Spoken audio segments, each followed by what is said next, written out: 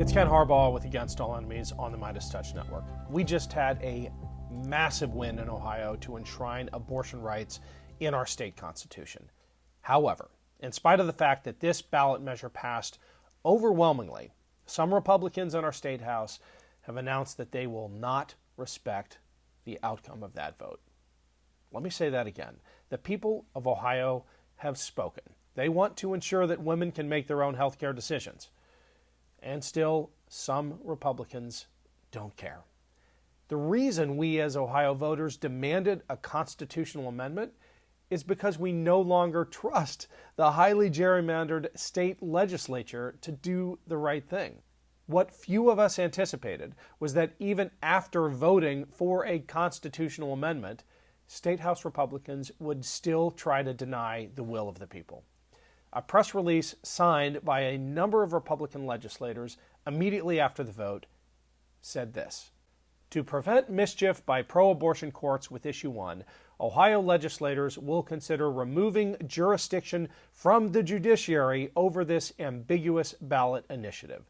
The Ohio legislature alone will consider what, if any, modifications to make to existing law."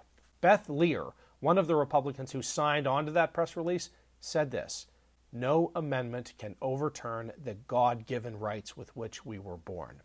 One of the most frightening things in politics is the idea that you are an agent of God's will, that you have a divine mandate to supersede the rights of others and the law itself. That is what is going on in Ohio. And it should be a warning for the rest of the country, because now some congressional Republicans, in the wake of Ohio's abortion rights vote, have said that the answer is a national abortion ban. J.D. Vance, our senator from Ohio, where an overwhelming majority of his own constituents just chose to protect abortion rights, J.D. Vance says it's time for federal abortion legislation that will undo votes like the one we just had. And some members actually calling for federal action on abortion to force Republicans to talk about a federal legislation. That's what J.D. Vance, who comes from the state of Ohio, the senator from that state, after seeing voters there constitutionalize abortion rights, saying that Congress should act. This is what J.D. Vance actually said about Congress stepping in after the Ohio constitutional amendment passed. "We can't give in to the idea that the federal Congress has no role in this, because if it doesn't, then the pro-life movement is basically not going to exist." Coming from the supposed party of limited government, this is the height of hypocrisy. What is happening to Ohio should be a wake-up call for the rest of the country. The Republican-led Congress just elected as Speaker of the House Mike Johnson, who is a Christian nationalist and supporter of a national heartbeat bill. I know there are those who will push back by saying that's democracy in action. Each one of these Republican House members was elected, and they, in turn, elected a speaker to lead them. Fact check. The power held by Republicans in Washington vastly exceeds their share of the national vote. Take the Senate as a case in point. Republican senators have not represented a majority of voters since 1996. Right now, in an almost evenly divided Senate, the Democrats represent nearly 40 million more Americans. What does this have to do with Republican attempts to undermine the will of voters in places like Ohio? Well, as elated as I was in the aftermath of that vote, we must not lose sight of the fact that we depend on lawmakers to implement the will of the people. And if those lawmakers do not care about what the majority of voters want, if they don't care about democratic values, we need new lawmakers. Ultimately, the only way to ensure that our voices are heard is if we throw out those legislators who don't listen. That means voting in every election and running in every race. I spoke with David Pepper, an old friend and former head of the Ohio Democratic Party, about this. Make sure to check out my full interview with him on Burn the Boats. Here's a clip.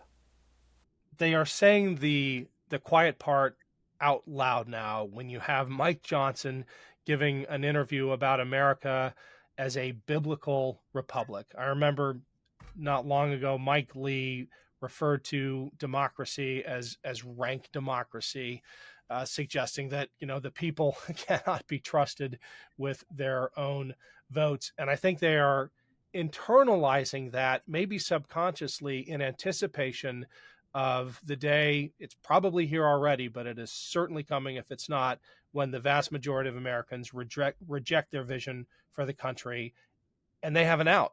They say that doesn't matter because democracy is secondary to insert your value, God's will. It's secondary to unborn life. It's secondary to loyalty to an individual.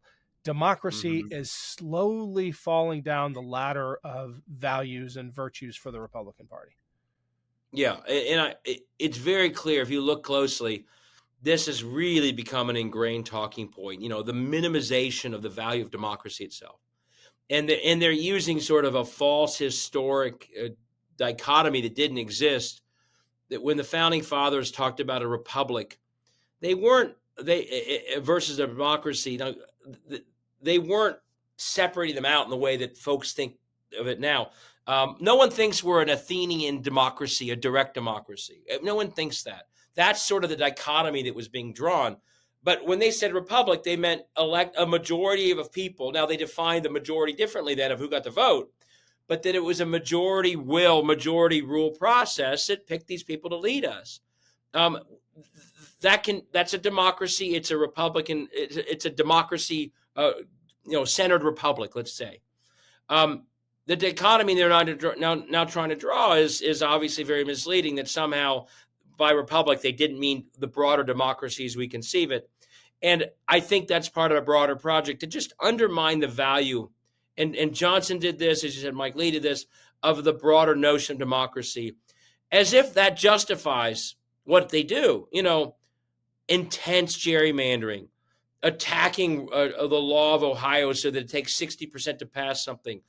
They want to fit all that into their mindset about a republic, like there's something healthy about minimizing majority rule. And I don't think the founders would ever agree with that. But I agree. So this is a long-term project. And for as bad as they are at running government, they're quite good at this stuff. And I think this nonstop pounding, and every time I tweet about democracy, I will get bots or real people saying, we're not a democracy, we're a republic. And it shows you it's really seeped in to the right-wing ecosystem. And it's ahistoric the way they're trying to separate the two. But I think it's part of the broader project, which is of Lee, Johnson, others really wanting to give a sense that, no, we can be in the minority and still rule this country. I mean, that's really the project. If democracy means that we're in the minority and we can't rule, then it can't be right, because that's what we should get to do. And that's why I think they're minimizing it. And like you said, they're trying to act like the masses, the majority controlling the country is some really bad thing, when I think most Americans, that's their most essential notion of what democracy means.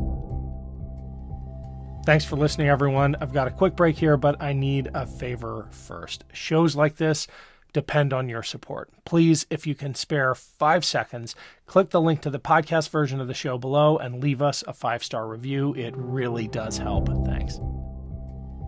Yeah, I mean, the simplest answer is a republic is a form of democracy. Exactly. You can't speak out against democracy and say you're for a republic unless you really don't understand that. The Correct. Abortion issue. You said that better than I did, but yeah, absolutely. The abortion issue it creates the perfect battleground for waging this kind of fight if you're a hardcore anti-democratic Republican, because you're able to cast the battle in almost Manichaean terms. It's in their minds a battle between good and evil, and within that construct, democracy is the least important thing. And we see this in how the opponents of the latest issue 1 were talking about women's rights. You had one of the most outspoken opponents of issue 1 saying that 10-year-old girl's body was designed to carry life. I mean, it's just it's so outrageous that they have to know the majority of people will be repulsed by it, but it's less important to them than right. I guess doing God's will, which is probably the scariest phrase in all of politics. Well, the smart ones, though, know that it's unpopular. And that's why I think in the end, as much as, and I think they're going to get better. They always are figuring out how to get better. And when I wrote my first book called Laboratories of Autocracy, it's not just some cute run on the turn of the phrase. They're always running little tests, and they always learn from them. And I worry that over time they're going to get better at trying to get these abortion bans sustained. But the smart ones, the Mitch McConnells, the Koch brothers, they understand that their general positions are toxic. And one of the things, I think they combine them in one way, but I think on our side, as terrible as it all has been, I do think post-Dobbs gives us a chance to make the attack on democracy mean something to people, see how it affects their lives, which is most of us agree that a woman has a right to choose. That's true. Like, it's somewhere in 60% in Kansas. It's close to 60% in every poll in Ohio. It's Texas, Florida. These states support abortion access. The reason they're attacking democracy is to lock into place laws that they know you don't support. And if they are successful in attacking democracy, guess what? Laws that you don't support are going to upend your life. So I think one of the most important things we can do to show people the attack on democracy is not some 30,000-foot debate over the founding fathers and the terminology. It's an attack on their lives. It's an attack on the majority views of this country. And Dobbs has actually, in terrible ways, actually done that. And there is a winning streak that I hope we've continued in Ohio. But either way, where Dobbs has provided some real world examples of what happens in a world without democracy, where people can impose an extreme minority worldview on a majority of people who don't agree with them. And I think we need to be better long-term at showing people that attack on democracy upends their real lives in all sorts of ways, in a way that most people do not agree with. So I think we have to, on their side, it clearly is sort of their example trying to fire up their folks. But when we know that most Americans actually don't support the post-Dobbs abortion bans, the ones sending 10-year-old victims to other states, it actually gives us an opportunity to explain this is what the lack of democracy is going to do to this country if we don't fight back really, really hard. I agree 100%. And I think convincing voters that democracy protection, defense of democracy, is the fight that links all of these other issues together, it's going to be difficult, but it's absolutely essential. When I think about our ongoing perennial efforts to rein in the out-of-control gun industry, the NRA, when I think of our efforts to protect the climate, when I think of the current effort to enshrine abortion rights in the Constitution, protecting democracy is foundational to all of them. You might be a one-issue voter on something else, but unless you care about protecting democracy, the people's voice is not going to be heard on those issues.